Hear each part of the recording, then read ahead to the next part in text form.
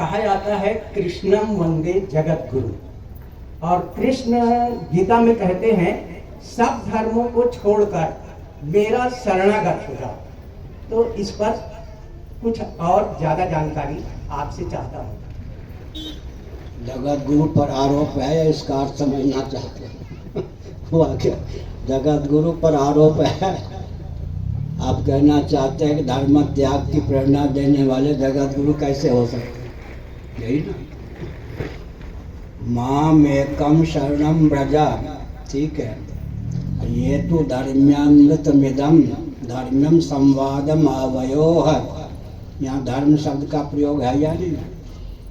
माम एकम शरणम व्रजा, ये भी धर्म है या नहीं? शरणागति धर्म नहीं है क्या? उच्च कोटि के धर्म के ग्रहण के लिए अवर कोटि के धर्म के त्याग का उपदेश है। शरणागति की प्रशंसा में इस वचन का तात्पर्य है, क्योंकि संपूर्ण गीता श्री कृष्ण अर्जुन का संवाद ही धर्म है।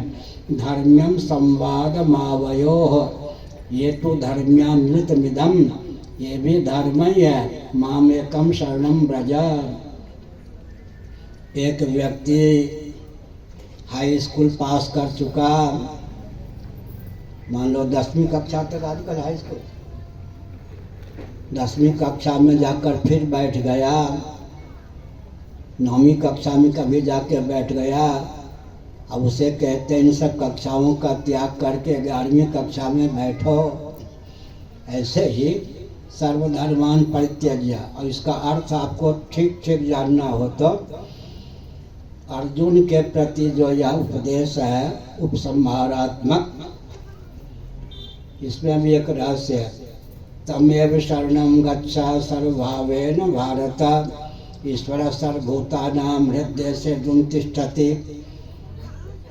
भगवान ने अर्जुन को कहा ईश्वर सब प्राणियों के हृदय में रहते हैं, उनकी शरणागति स्वीकार करो। अर्जुन हिले डुले नहीं। अर्जुन को हुआ तो हम भटक जाएंगे, क्यों? इंद्रियाणि मनोबुद्धि रस्याधिष्ठान मुच्यते, काम क्रोधादि भी हृदय में रहते हैं। हृदय भगवान प्रभु तोरा, यहाँ आए बसे बहुत चोरा, मान ही नहीं मोर निहोरा, अतिशय करें बड़ जोरा विनय पत्रिका। भगवान ने कहा ईश्वर के प्रति जाओ, तो कहाँ मिलेंगे? हृदय में रहते हैं। अर्जुन ने कहा बहुत संकट है, हृदय में काम भी है, क्रोध भी है, लोभ भी है, जीव भी है, जगत भी हृदय में बैठा हुआ है मनोनिष्ठ होकर, भगवान भी है। ईश्वर की शरणागति के नाम पर न जाने किसकी शरणागति हो। भगवान ने कहा माम एकम शरणम व्रजा, जिस ईश्वर की मैंने चर्चा की उसी का मूर्तिमान स्वरूप में श्री कृष्ण के रूप में तुम्हारे सम्मुख हूँ। अब मेरे एकमात्र मेरी शरणागति स्वीकार करो। अर्जुन प्रसन्न हो गए। तो इसका मतलब क्या है? सर्वधर्मान परित्यज्य। मैंने भागवत की चर्चा की, उस पर ध्यान दीजिए। उद्धव जी को भी प्रकारांतर से यही उपदेश श्री कृष्ण जी ने दिया है, जो एकादश स्कंद में सन्निहित है। एक एक पुरुषार्थ की सिद्धि के लिए एक एक साधन या धर्म का अवलंबन लेना पड़ता है। उदाहरण के लिए अर्थ नामक पुरुषार्थ की सिद्धि के लिए वार्ता, आजकल कहेंगे हेलो हेलो, वार्ता का अवलंबन लेना पड़ता है। काम नामक पुरुषार्थ की सिद्धि के लिए योग, योग माने विषेंद्रीय संयोग का अवलंबन लेना पड़ता है। धर्म नामक पुरुषार्थ की सिद्धि के लिए शास्त्र सम्मत कर्म का अवलंबन लेना पड़ता है। मोक्ष नामक पुरुषार्थ की सिद्धि के लिए ज्ञान का अवलंबन लेना पड़ता है। ये हो गए धर्म।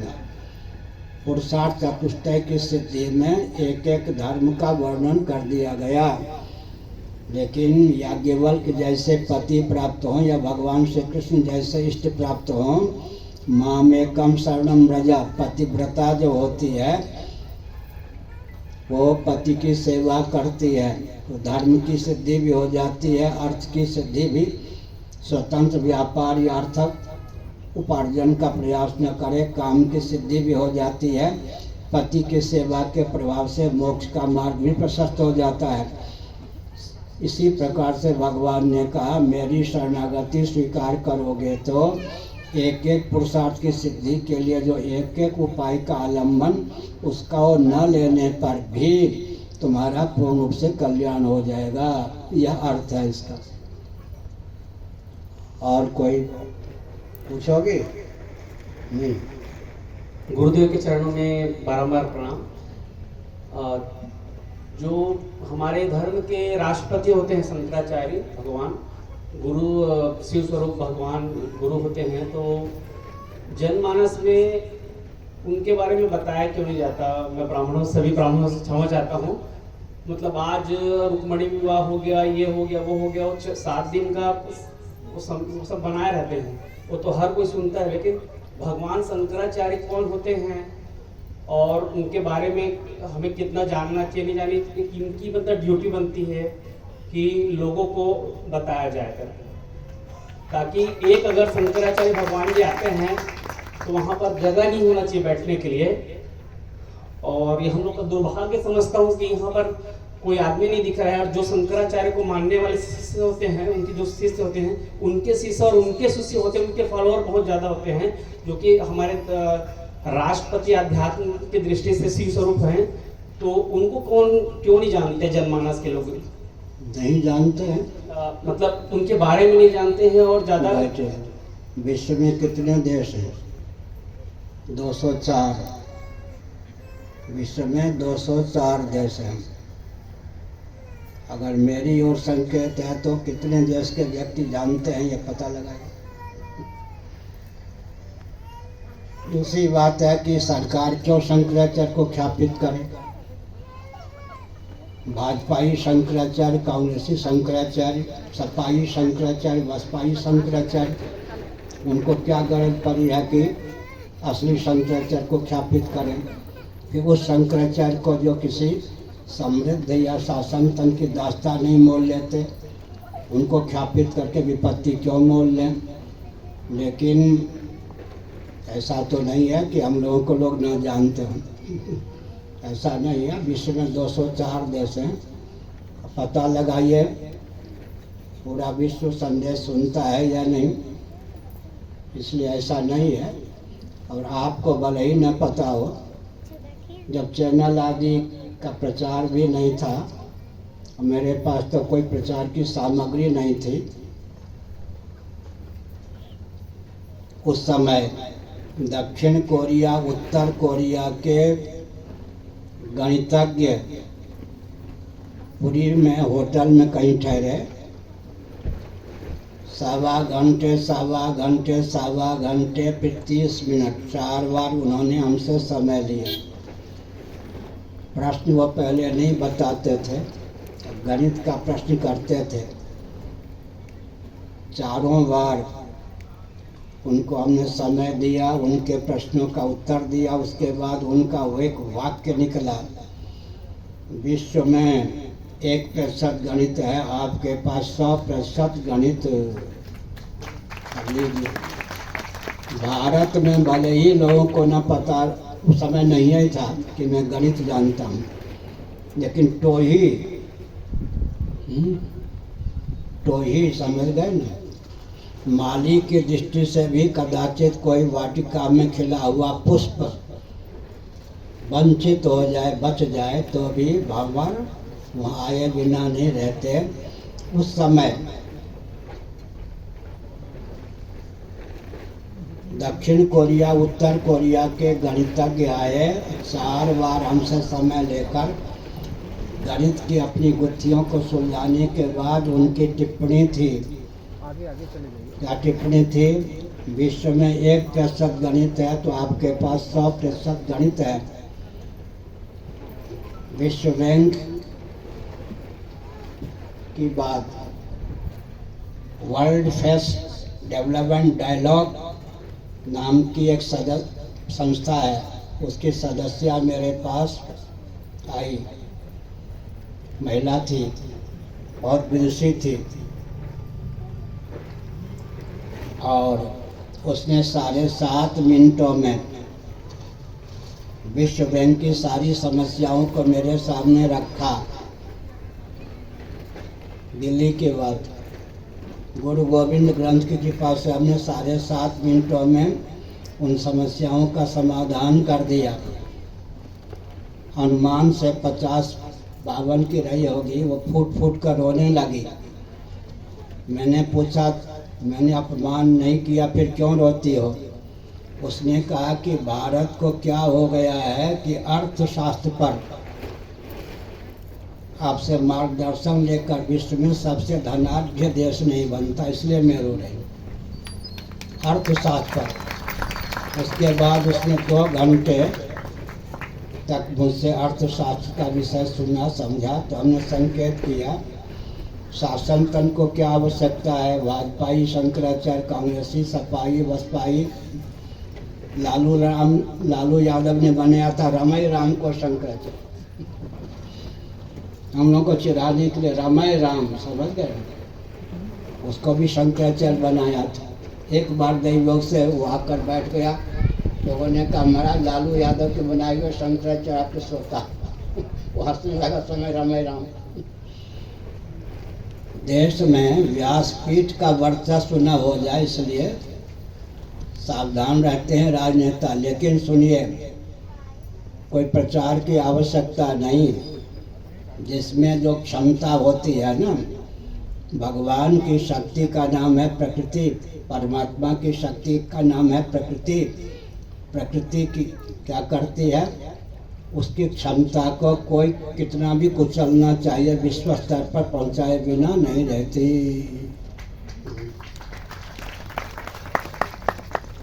मैंने कहा ना, कोई पुष्प है तो हवा जो भगवान की, वायु क्या है, भगवान की शक्ति प्रकृति, प्रकृति की शक्ति दूती है हवा।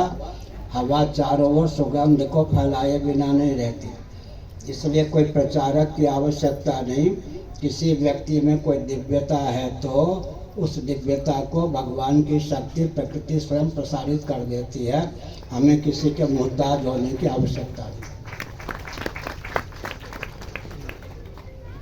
अगर कस्तूरी है किसी की झोली में तो उसके सुगंध आगे चारों ओर बिखरनी ही है, बिखरनी है।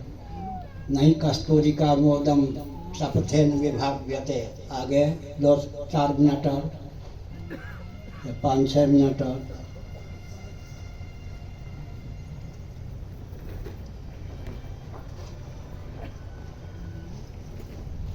श्रीमद् जगत गुरु चरण कमलेभ्यो नमः। गुरुदेव, बजरंग बाण में कुछ ऐसी पंक्तियां आती हैं जैसे चल भाई जल तुझे शपथ राम की, या तुझे राम दुहाई। तो राम सुखदास जी कहते हैं कि ऐसे इष्ट या ईश्वर पर जो है दबाव नहीं बनाना चाहिए। उसका जो प्रभाव होता है कुछ समय पश्चात पता चलता है, वो रुष्ट हो जाते हैं। तो क्या यह सत्य है? राम सुखदास जी कहाँ हैं? देखा है? जी गुरुदेव। राम सुखदास जी कहाँ हैं आजकल? ऊपर भगवान के लोग ऊपर हैं।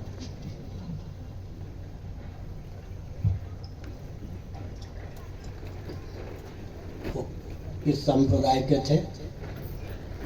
राम स्नेही संप्रदाय के थे। ठीक है।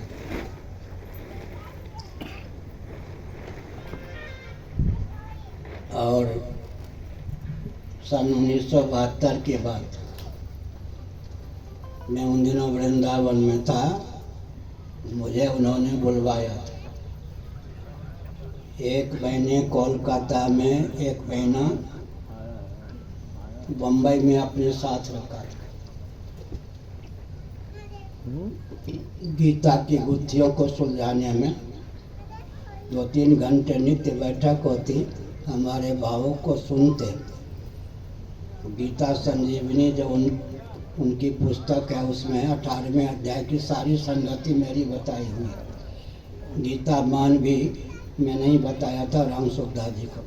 मेरे बहुत परिचित थे, मेरे प्रति आस्था अपनत्व भी रखते थे। उत्तर मैंने पहले ही दे दिया। जिस वस्तु और व्यक्ति या भगवान के जिस अवतार का जो प्रयोजन है, उस प्रयोजन की पूर्ति या सिद्धि में उनका उपयोग करना अपमान नहीं है। राम रक्षा स्तोत्र पढ़िए, राम जी और लक्ष्मण जी का क्या उपयोग किया गया वहाँ पर। हनुमान चालीसा की बात तो छोड़ दीजिए, राम रक्षा स्तोत्र जो है संस्कृत में है, पथि सदैव गच्छताम, जब मैं यात्रा करूं तो मेरी रक्षा के लिए राम और लक्ष्मण धनुष बाण यूं किए हुए आगे चले। राम जी तो सापे दे देंगे फिर क्या। कोई कहे कि शंकराचार्य जी जब मैं यात्रा करूं तो आप दंड लेके आगे बढ़कर मेरी रक्षा के लिए चले। पथि सदैव गच्छताम लिखा है ना राम रक्षा स्तोत्र, राम जी तो साफ दे देंगे ना, प्रसन्न होते हैं। विश्वामित्र जी ने राम जी का क्या उपयोग किया, रक्षा में नियुक्त कर दिया तो सबसे पहले तो विश्वामित्र जी पे धनुष बाण, मैं ईश्वर का अवतार हूँ, तुम जीव होकर मेरा ये उपयोग कर रहे हो। राम लक्ष्मण जी पहले उन्हीं को मार देते। इसलिए राम सुखदास जी जैसा अच्छे थे, हमने कहा कि 2-2 महीने हमको अपने साथ रखा है। आप जितना जानते होंगे उस जब 2 महीना में साथ रहा हूँ तो मुझसे कुछ छिपा नहीं है। इसलिए वेदादि शास्त्रों का अध्ययन अपने आप नहीं होता है। जिस वस्तु, जिस व्यक्ति, जिस अवतार का जो प्रयोजन है उसके लिए उनका उपयोग करने पर अपमान नहीं हो, प्रसन्न होते हैं। अब कोई कहे कि शंकराचार्य जी प्रवचन कर दीजिए तो मैं नाराज क्यों हूँ, समझते हैं? मुझे कष्ट देने आए होते, ये थोड़े कहूँगा। इसलिए परंपरा से ग्रंथों का अध्ययन न होने पर यह सब दुर्बलता आती है, ये मैंने संकेत। श्रीमद् जगत गुरु शंकराचार्य भगवान की जय। सत्य सनातन धर्म की जय। धर्म की जय हो। अधर्म का नाश हो। प्राणियों में सद्भावना हो। विश्व का कल्याण हो। गौ माता की जय। गोहत्या बंद हो। भारत अखंड हो। भारत अखंड हो।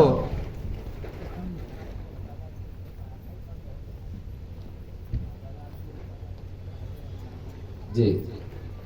अर्गला, कील, कवच इत्यादि में भी इसी प्रकार रक्षा का विधान है, और भी अंग प्रत्यंग एक एक अंग की रक्षा का भी शास्त्र में विधान है, न्यास आदि भी है। तो जगत गुरु संकेत करो, भारत अखंड हो। भारत अखंड हो। भारत अखंड हो। हर हिंदू हर हिंदू सेना हो। हर हिंदू सेना हो। हर हिंदू सेना हो। हम भारत भव्य बनाएंगे, हिंदू राष्ट्र बनाएंगे। हम भारत भव्य बनाएंगे, हम हिंदू राष्ट्र बनाएंगे। हम भारत भव्य बनाएंगे। हिंदू राष्ट्र बनाएंगे। श्रीमद् जगत गुरु शंकराचार्य भगवान की नमः। पार्वती पतये हर हर महादेव। हाँ बैठो, बाल गोपाल मिलेगा, 1 मिनट बैठ जाओ भाई। केवल मैं संकेत करता हूँ। एक जगह छपा कि हिंदू धर्म की शिक्षा होनी चाहिए। जब हिंदू धर्म की शिक्षा होगी तो हिंदू राष्ट्र बनेगा या नहीं। तो जिन लोगों को एक वाक्य भी ठीक से बोलना नहीं आता, उनकी बात से उनकी बात कट जाती है। वो शिक्षा न लेकर जब हमारी निंदा आलोचना करते हैं तो जानकार व्यक्तियों की दृष्टि में अपनी फजीहत कराते हैं। नमः पार्वती पतये हर हर महादेव। श्रीमद् जगत गुरु शंकराचार्य भगवान की पहले माताएं क्रमशः श्रीमन नारायण पादुकाओं का दर्शन करें, उसके बाद पुरुष वर्ग। सायंकाल का सत्र 5:30 बजे से आरंभ होगा। धर्म, अध्यात्म और राष्ट्र विषयक अपनी जिज्ञासाओं का समाधान हम सभी